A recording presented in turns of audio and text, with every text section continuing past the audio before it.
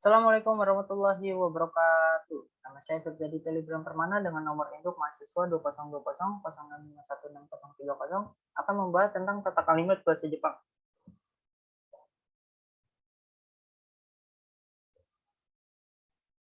Nah, eh, sebelum kita mulai, saya akan membahas tentang eh, perubahan bentuk kata kerja bentuk biasa, lampau, dan negatif.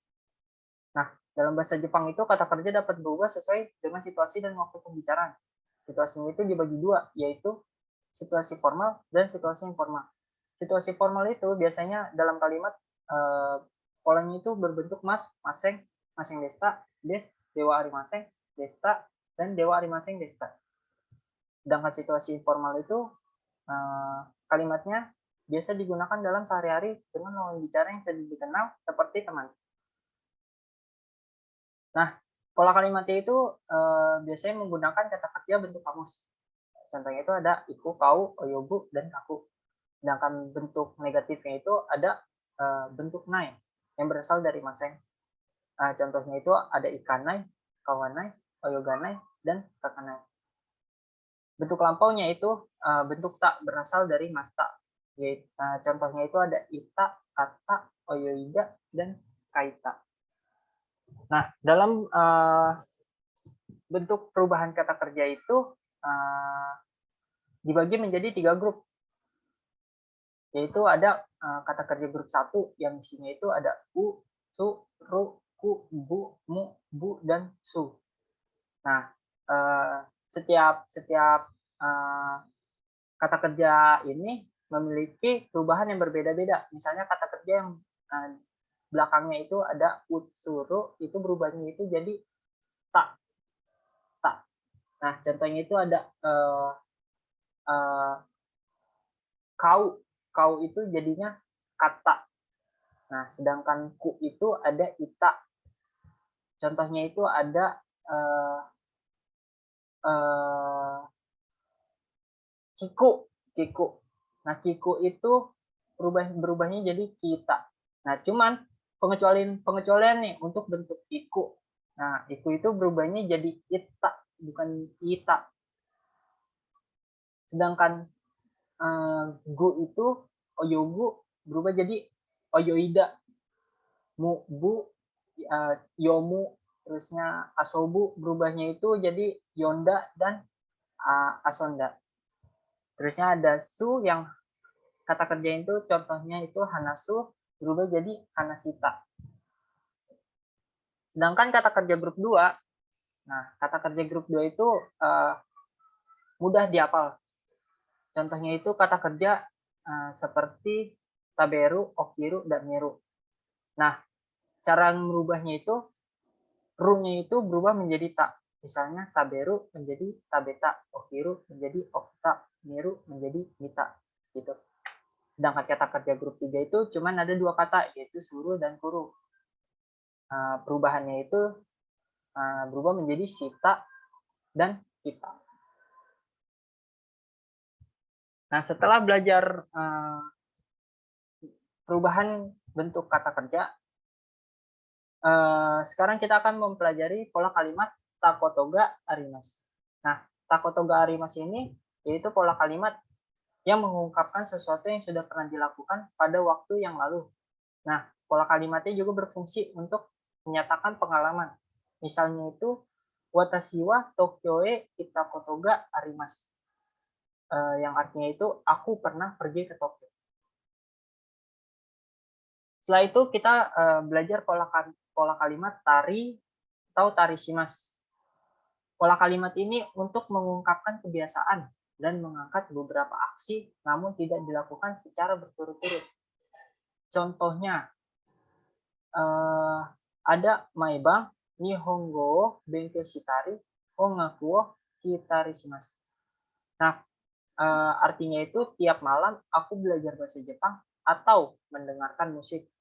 Nah, di kalimat ini belajar bahasa Jepang dan mendengarkan musiknya itu tidak dilakukan secara beruntun. Namun setiap malam kegiatan yang biasa dilakukan itu belajar bahasa Jepang atau mendengarkan musik. Nah, tapi kalau pola kalimat yang beruntun itu menggunakan pola kalimat T. Misalnya itu ada Maibang Nihongo Benkyou shite Ongaku Kikimasu, kayak gitu contohnya. Jadi menggunakan pola kalimat T, bukan pola kalimat tari yang beruntun. Sedangkan pola kalimat tari ini menjelaskan sesuatu yang dilakukan secara rutin namun tidak beruntun. Lalu ada pola kalimat kuremas dan agemas. Kata kuremas dan agemas ini memiliki makna yang sama, yaitu memberi. Namun cara pemakaian dua kata ini berbeda. Contohnya itu ada watashi wa Yamada san ni wain wo agemashita dan Yamada san wa watashi ni wain wo kuremashita. Nah, kedua pola kalimat ini berbeda, yang artinya saya memberikan wine kepada Yamada, dan satunya itu Yamada memberikan wine kepada saya. Nah, dari contoh ini ada yang bertanya, terus cara ngebedain penggunaan agemashita dan kuremashita kayak gimana? Nah, jika ingin tahu perbedaannya, kita bisa melihat dari tabel ini. Agemas itu konsepnya itu uchi soto, yaitu dari dalam terusnya keluar. Nah, penerimanya itu berarti semua yang ada dalam kalimat kecuali pembicara atau orang di dekatnya. Dan pemberinya itu bisa semua orang. Sedangkan kuremas itu konsepnya dari luar ke dalam. Penerimanya itu pembicara atau orang di dekatnya, sedangkan pemberinya itu semuanya kecuali pembicara atau orang di dekatnya.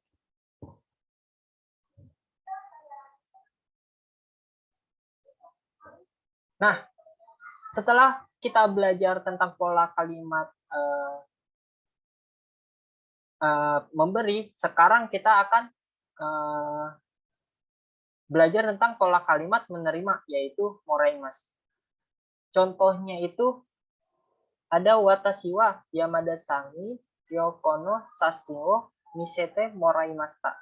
Yang artinya itu saya diperlihatkan foto jalan-jalan oleh Yamada.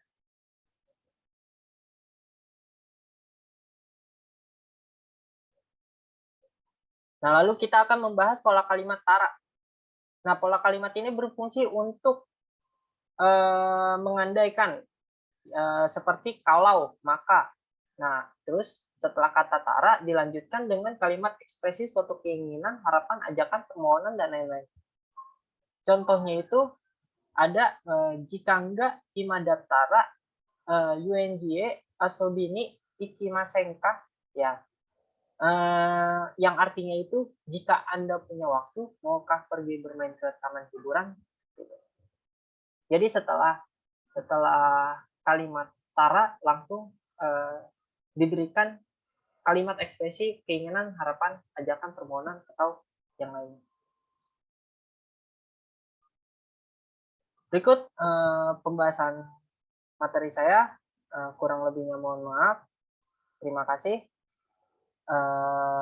Wassalamualaikum warahmatullahi wabarakatuh.